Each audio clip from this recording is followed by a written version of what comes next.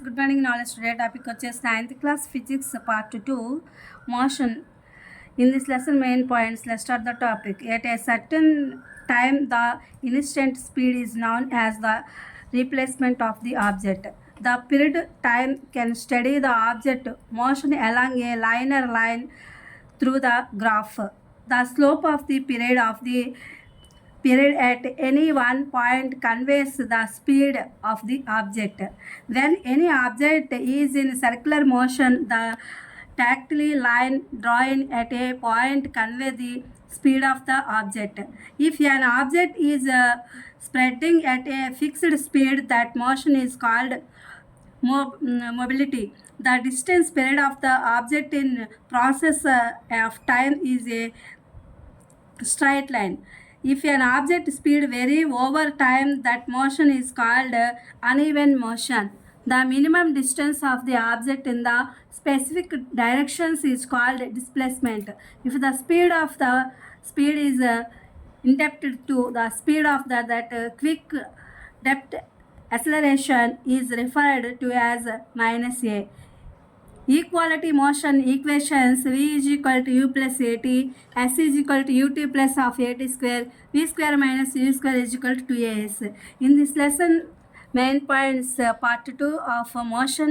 In Telugu version, motion means చలనము అని అర్థము. ఈ చలనంలో మనం పార్ట్ 1 తెలుసుకున్నాం కదా, కొన్ని రకాలైనటువంటి ఆల్రెడీ ఈక్వేషన్స్ అనేవి పార్ట్ 1లో కొంతవరకు వచ్చినాయి.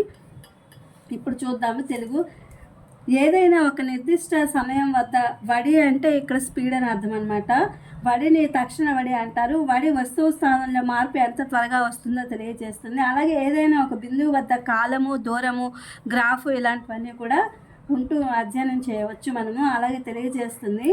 ఏదైనా ఒక బిందువు వద్ద కాలము, దూరము, గ్రాఫ్, వాళ్ళ ఆ యొక్క వడిని అనేది తెలియజేస్తుంది అని చెప్తున్నారు.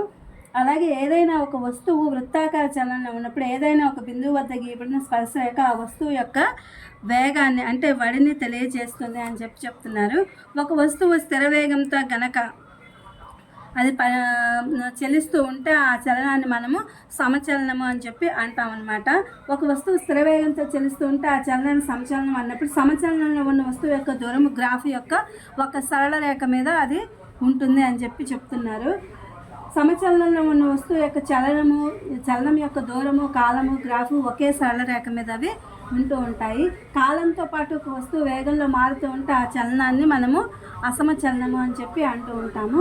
అలాగే వేగంలో మార్పు rate, if the speed of the speed is indebted to మార్పు రేటు ఉంటే ఆ త్వరణాన్ని రుణత్వరణము అని చెప్పి అంటారు. ఈ రుణత్వరణం అంటే దాన్ని మనం దేంతో ఇండికేట్ చేస్తామంటే మైనస్తో చేస్తామన్నమాట. అంటే నెగిటివ్ థాట్ ఉంటుంది కాబట్టి సూచిస్తాం దాన్ని.